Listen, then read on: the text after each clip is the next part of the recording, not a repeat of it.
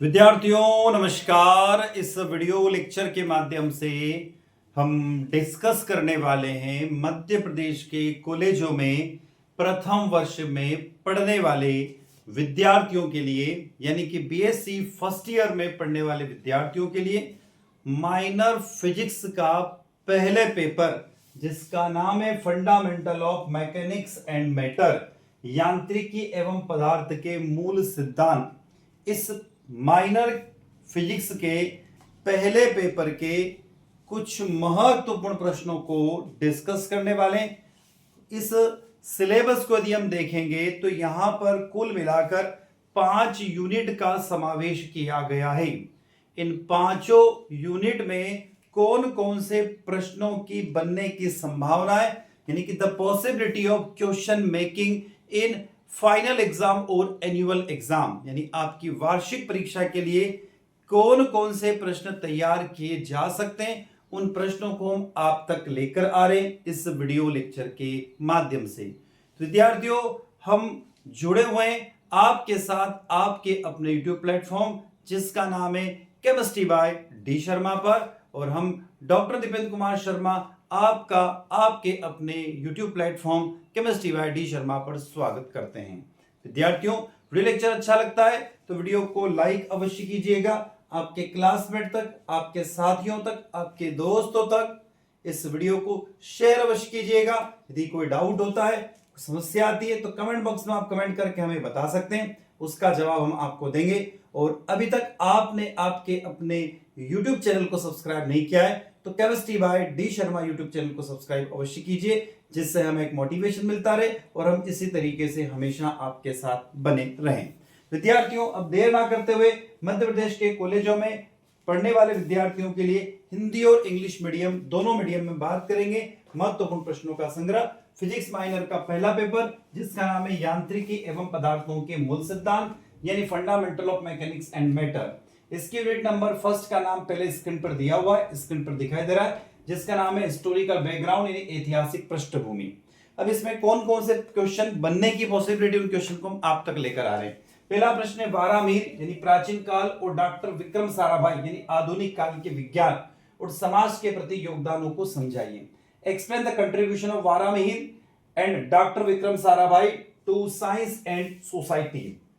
दूसरा प्रश्न जो आपको पढ़ना अति आवश्यक है वो डॉक्टर विक्रम साराभाई को भारतीय अंतरिक्ष कार्यक्रम का जनक क्यों कहा जाता है। Why is doctor Vikram Sarabhai called the father of the Indian space programme. इसका रीजन आपको बताना होगा और इस प्रश्न का उत्तर समझाना होगा। प्रश्न क्रमांक 3, डॉक्टर विक्रम साराभाई के द्वारा स्थापित संस्थानों और उनके सामाजिक दृष्टिकोण पर प्रकाश डालिए। Highlight the institution established by the doctor Vikram Sarabhai and his society vision. चौथा प्रश्न है वारामीर के प्रसिद्ध रचनाओं जैसे पंचसिद्धिका या वृहत संहिता के आधार पर उनके खगोल विज्ञान और गणित में योगदान की व्याख्या कीजिए। पांचवा प्रश्न है महर्षि कणाद द्वारा वैशेषिक दर्शन के प्रतिपादित गति के सिद्धांतों की व्याख्या कीजिए, यानी explain the principle of the motions. Principle of the motion जो दिया गया है उसको आपको समझाना होगा कि ये क्या क्वेश्चन है या इसका आंसर क्या होगा। प्रश्न क्रमांक 6, महर्षि कणाद के विचारों की तुलना में न्यूटन के गति के तीनों नियमों से करते हुए एक तुलनात्मक अध्ययन पेश कीजिए। Present the comparatively study of the comparing Maharshi Kanad ideas with the Newton's 3 law of motions. सातवां प्रश्न है वैशेषिक सिद्धांत के रेफरेंस में यानी कि संदर्भ में प्रत्यास्थता यानी इलास्टिसिटी की अवधारणा को स्पष्ट कीजिए। Explain the concept of elasticity in the context of the Vaisheshika theory. आठवां प्रश्न प्राचीन भारतीय गणितों में वर्णित पृष्ठ तनाव यानी कि सरफेस टेंशन, फ्लूइडिटी यानी तरलता और शांत यानी विस्कोसिटी के बारे से आप क्या समझते हो। Why do you not about the surface tension, fluidity and the viscosity are described in the ancient Indian text? नौवां प्रश्न है भास्कराचार्य की पुस्तक सिद्धांत शिरोमणि के आधार पर उनके गुरुत्वाकर्षण के विचारों की व्याख्या कीजिए। Based on Bhaskaracharya books Siddhartha Shiromani explain his concept of gravity. 10वां प्रश्न आर्यभट्ट ने ग्रहों की दूरियों और पृथ्वी की परिधि की गणना किस प्रकार की थी। How did Aryabhatta calculate the distance between the planets and earth. ध्यान रखिएगा, इस प्रश्न को भी तैयार कीजिएगा। 11वां प्रश्न आर्यभट्ट के द्वारा प्रतिपादित पृथ्वी की अपनी धुरी पर घूमने के सिद्धांत का वैज्ञानिक महत्व समझाइए। Explain the scientific significance of the Aryabhata theories of the earth rotation of on its axis.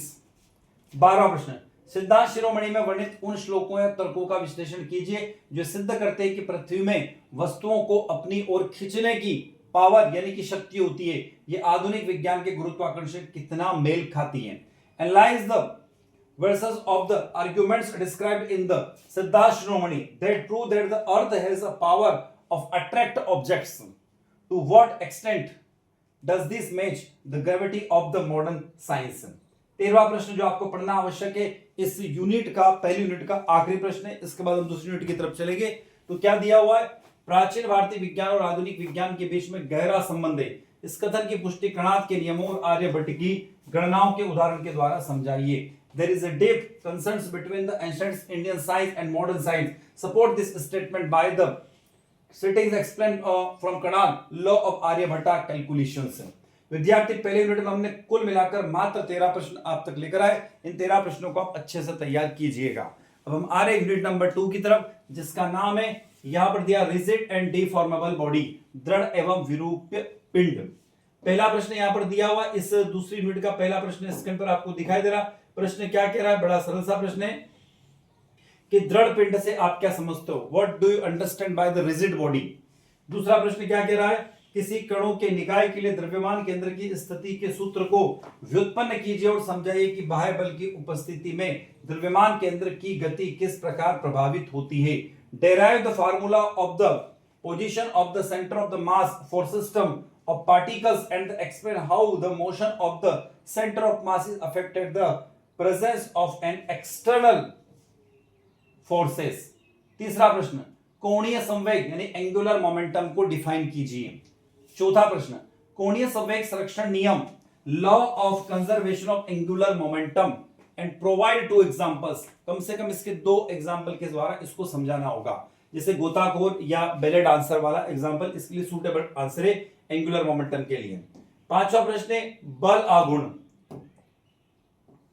आगुण और जड़त्व आगुण के बीच में संबंध स्थापित कीजिए। Establish the relation between the, क्या दिया हुआ है, torque and the moment of inertia.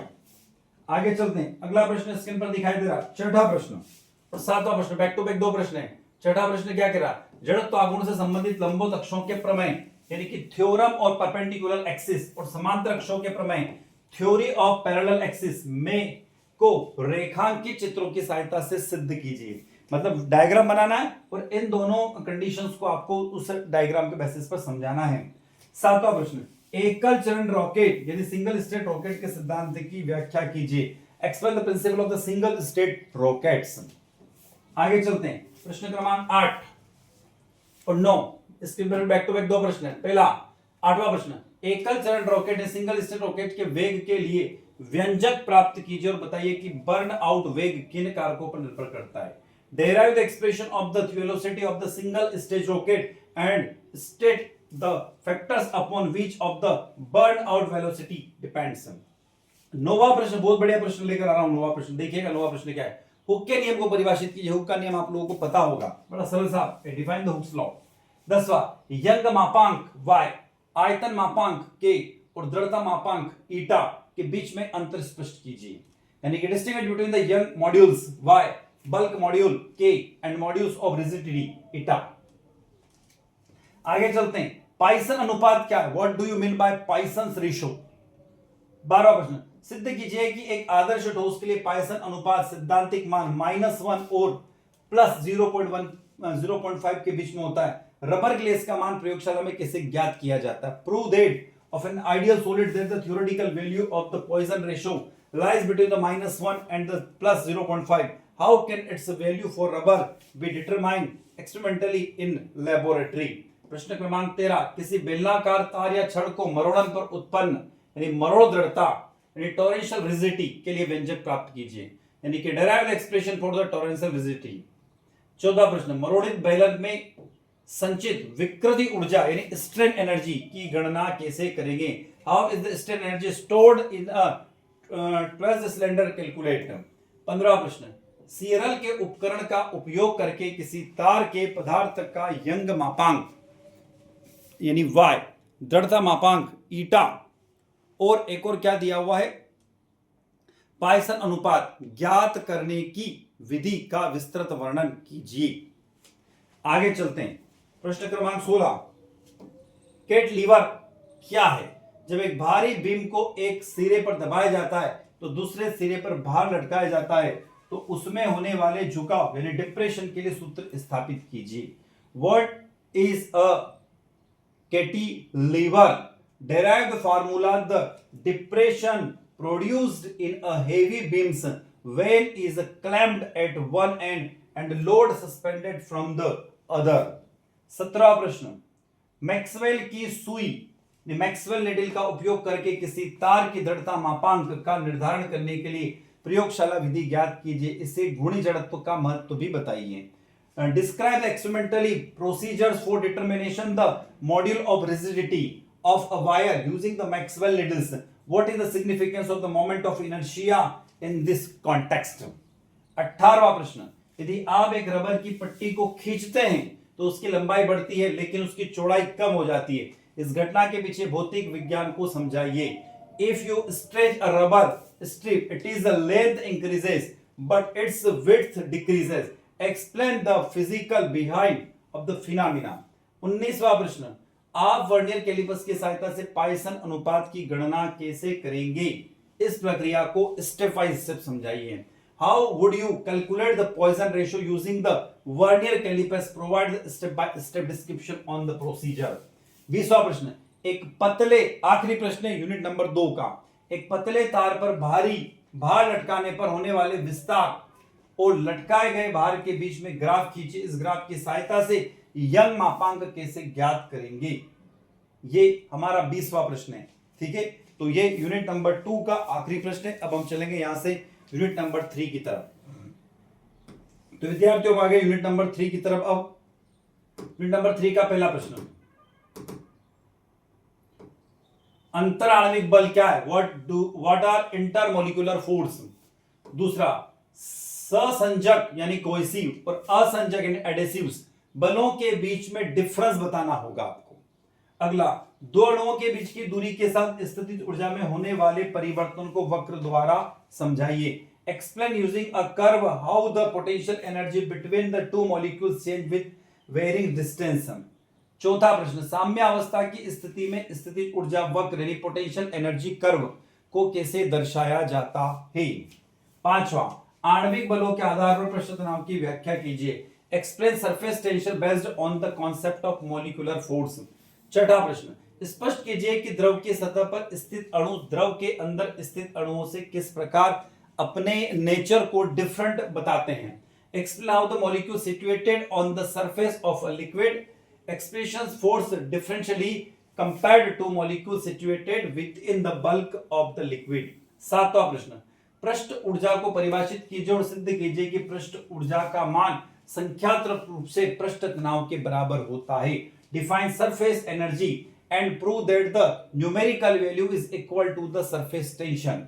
आठवां प्रश्न, तापमान बढ़ने पर द्रव के पृष्ठ तनाव पर क्या प्रभाव पड़ेगा? What is the effect of increasing temperature on the surface tension of liquid. नौवां प्रश्न, explain the effect of solute and insoluble impurity on the surface tension। घुलनशील और अघुलनशील अशुद्धियां पृष्ठ तनाव पर कैसे प्रभावित कर होती है। 10वां प्रश्न, निम्नलिखित घटनाओं के पीछे छिपे पृष्ठ तनाव के सिद्धांतों को समझाइए। Explain the principle of surface tension underlining the following phenomena. पहला, गर्म सूप ठंडे सूप की तुलना में अधिक स्वादिष्ट लगता है, क्यों? Why does hot soup taste better than the cold soup. दूसरा, पानी की बूंद गोलाकार क्यों होती है? Why are water droplets spherical in shape? तीसरा, कपड़ों को साफ करने के लिए साबुन या डिटर्जेंट का उपयोग क्यों किया जाता है? Why are soap और detergent used to clean clothes? 11वां प्रश्न, संपर्क कोण से आप क्या समझते हो? What do you understand by the angle of contact? ये किन कारकों पर निर्भर करता है? On what factor does it depends? 12वां प्रश्न, ठोस की सतह को भिगोने वाले और न भिगोने वाले द्रवों के संपर्क कोण की प्रकृति बताइए। Describe the nature of the angle in context of liquids that wet or solute surface versus that or do not. 13वां प्रश्न, एक वक्रीय द्रव पृष्ठ जैसे द्रव की बूंद या साबुन का बुलबुला कि दोनों और के दाब अंतर के व्यंजक यानी फार्मूले को दीजिए। प्रश्न हिंदी और इंग्लिश दोनों में बैक टू बैक दिया हुआ है। 14वां प्रश्न, केशिकत्व किसे कहते हैं? What is capillary? दैनिक जीवन में केशिकत्व के 3 महत्वपूर्ण उदाहरण लिखिए। While 3 significant example of the capillary from daily life. 15वां प्रश्न, केशी का आरोह विधि द्वारा किसी द्रव का पृष्ठ तनाव ज्ञात करने की विधि का वर्णन कीजिए। Describe the method of determination the surface tension of liquid using the capillary rise method. Derive the necessary formula for this. Formula दिया हुआ T equal to RHDG by 2 cos theta को। 16वां प्रश्न, पृष्ठ तनाव मापने की जेगलर विधि। पृष्ठ तनाव मापने की जेगर विधि का सिद्धांत समझाइए। तापमान के साथ पृष्ठ तनाव के परिवर्तन का अध्ययन कीजिए। Explain the principle behind the Ziegler's methods for the measuring surface tension. What are the advantage of this method for studying the variation of surface tension with temperature? विद्यार्थियों, अब हमारी यात्रा आ जाती है यूनिट नंबर 4 की तरफ। अभी तक हम यूनिट नंबर 3 के देख चुके हैं, अब यूनिट नंबर 4 पर आ गए और पहला प्रश्न आपको यूनिट नंबर 4 का स्क्रीन पर दिखाई दे रहा है। उस प्रश्न के बारे में हम डिस्कस करते हैं, चौथे प्रश्न के बारे में। तो विद्यार्थियों, यहां पर पहला प्रश्न आपको दिखाई दे रहा, आदर्श द्रव और शांत द्रव यानी विस्कस फ्लड्स के बीच में मुख्य अंतर स्पष्ट कीजिए। यानी clarify the main difference between an ideal and non viscous floods. दूसरा, क्या प्रकृति में कोई द्रव पूर्णतः आदर्श होता है? क्या कोई लिक्विड आइडियल हो सकता है क्या? यह आपको समझाना होगा। तीसरा प्रश्न, धारा रेखीय प्रवाह और विशुद्ध या अशांत प्रभाव की परिभाषा लिखिए। चौथा प्रश्न, रेनॉल्ड संख्या रेनॉल्ड्स नंबर धारा रेखीय प्रवाह और विशुद्ध या अशांत प्रभाव दोनों प्रभावों को विभेदित करने में किस प्रकार सहायक है? पांचवा प्रश्न, किसी असमान अनुप्रस्थ काट वाली नली में बहने वाली द्रव के लिए सातत्य समीकरण यानी A1V1 इक्वल टू A2V2 को डेराइव कीजिए। इसका भौतिक महत्व क्या है यह भी आपको समझाना होगा प्रश्न क्रमांक 5 में। मैं आपको ले चलता हूं प्रश्न क्रमांक 6 की तरफ। रोटेशनल और इरोटेशनल यानी घूर्णी और अघूर्णी प्रवाह से आप क्या समझते हैं? उदाहरण सहित स्पष्ट कीजिए। सातवां प्रश्न, एक अशांत यानी नॉन विस्कस द्रव के प्रवाह के लिए यूलर के गति समीकरण को लिखिए और इसके भौतिक महत्व की व्याख्या कीजिए। आठवां प्रश्न, बर्नौली के सिद्धांत का कथन लिखिए और इसे सिद्ध कीजिए कि बहते हुए द्रव की विभिन्न ऊर्जाएं जैसे दाब ऊर्जा, गतिज ऊर्जा और स्थितिज ऊर्जा के बारे में विस्तार से समझाइए। नौवां, बर्नौली प्रमेय के अनुप्रयोग बताइए। State the application of Bernoulli theorems. क्या है? कुछ यहां पर दिए हो। पहला, हवाई जहाज के पंखों की विशेष आकृति उसे ऊपर उठने में कैसे मदद करती है? दूसरा, बर्नौली के प्रमेय का उदाहरण, बहिस्रावी वेग और टोरेसेली के नियम को समझाइए। 10वां प्रश्न, शांता को परिभाषित कीजिए। न्यूटन के शांता के नियम के आधार पर शांता गुणांक का व्यंजक प्राप्त कीजिए और इसका मात्रक भी लिखिए। Define viscosity, derive the expression for the coefficient of viscosity based on the Newton law of viscosity and state its SI unit। 11वां प्रश्न, किसी संकीर्ण केशिका नली से द्रव के प्रवाह की दर के लिए पाइजुअल के सूत्र को स्थापित कीजिए और इसकी सीमाएं लिखिए, मतलब इसके लिमिटेशंस आपको लिखना होंगे। 12वां प्रश्न, ये बड़ा अच्छा सा प्रश्न है, स्टोक्स का नियम क्या है? शांत द्रव में गिरती हुई किसी छोटी गोली के सीमांत वेग यानी टर्मिनल वेलोसिटी के लिए फार्मूला डेराइव कीजिए। 13वां प्रश्न, दैनिक जीवन और इंजीनियरिंग में शांता के महत्व पर एक संक्षिप्त टिप्पणी लिखिए, जैसे स्नेहक तेलों का चयन यानी the selection of lubricant oil. 14वां प्रश्न, जब आप पानी पर तैरती सुई के पास साबुन की बूंद डालते हैं तो सुई क्यों डूब जाती है? इसके पीछे का वैज्ञानिक कारण का विश्लेषण कीजिए। मैं ये नहीं कह रहा हूं कि प्रश्न आएगा, पर इस तरीके का कोई और प्रश्न भी पूछा जा सकता है। 15, एक और रीजन इसी तरीके, यदि शहद और पानी को एक ही ढलान पर गिराया जाता है तो शहद धीरे धीरे बहता है। इस प्रक्रिया में पानी थोड़ा सा तेज बहता है। इसमें जो शांत बल यानी विस्कोसिटी फोर्स है उसके बारे में आपको बताना होगा। विद्यार्थियों, हमारी यात्रा आखिरी पड़ाव पर आ चुकी है। फिजिक्स माइनर का जो पहला पेपर है उसकी आखिरी यूनिट है, जिसका नाम है गुरुत्वाकर्षण और केंद्रीय बल, ग्रेविटेशनल एंड सेंट्रल फोर्स। पहला प्रश्न, संरक्षी और असंरक्षी बल क्षेत्रों के बीच में अंतर स्पष्ट कीजिए। प्रत्येक का एक एक उदाहरण दीजिए। क्लियरली वाई डिस्टिंग्विश बिटवीन, यहां पर आपको डिस्टेंस बताना है किसके बीच में, संरक्षी और असंरक्षी बीच में, ठीक है, कंजर्वेटिव फोर्स और नॉन कंजर्वेटिव फोर्स के बीच में। दूसरा प्रश्न, सिद्ध कीजिए कि एक बंद पथ यानी क्लोज्ड पाथ में संरक्षी बल द्वारा किया गया वर्क, जो वर्क होगा कंजर्वेटिव फोर्स में जो होगा, कोई क्लोज यदि होता है तो वो जीरो हो जाता है, ऐसा क्यों। तीसरा प्रश्न, संरक्षी बलों की अधीन गति में यांत्रिक ऊर्जा संरक्षण के नियम की व्याख्या कीजिए। Explain the law of a conservational mechanical energy for motion under the influence of a conservation force. असंरक्षी बल जैसे घर्षण की उपस्थिति में ऊर्जा के स्वरूप में क्या परिवर्तन आता है। What change occurs in the form of energy in the presence of a non conservative force. पांचवा, केंद्रीय बल को परिभाषित कीजिए, इसके मुख्य गुणों की व्याख्या कीजिए। Define a central force, explain it's की प्रॉपर्टी। छठा प्रश्न, सिद्ध कीजिए कि केंद्रीय बल के अंतर्गत होने वाली गति हमेशा एक ही तल में होती है। सातवां प्रश्न, गणितीय रूप से सिद्ध कीजिए कि सभी केंद्रीय बल का स्वभाव से संरक्षी होते हैं। और आठवां प्रश्न, द्विकण निकाय, बहुत बढ़िया प्रश्न है ये।